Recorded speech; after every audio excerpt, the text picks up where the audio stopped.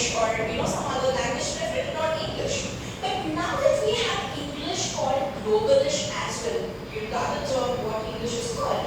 Now you see most of the companies, most of the corporate world, or not just corporate world, anywhere for the matter, we look forward for a good communicator in terms of English speaking, right? And next is essential for business correspondence. This is the core. You might say, in fancy, after all, after BB, I'm going to be the CEO of a company XYZ. Why the hell should I even learn how to write email, how to do this? My employees will do it. My assistant will do this. But that should not have a leadership thing.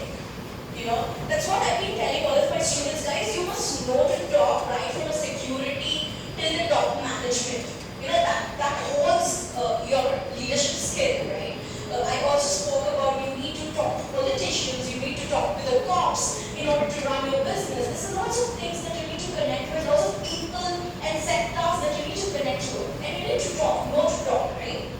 Now the point is, even if you're planning to become a CEO of XYZ company, or you want to be a bossy figure of your own company, that's cool. But that doesn't mean you should not know how to do all of these. You should know to write emails, right? You should know how to propose a project. You should know how to write a report. You should definitely know how to, do the documentation. Since most of you here are finance related students, you know about auditing. You will have an auditor for your company. There's lots of things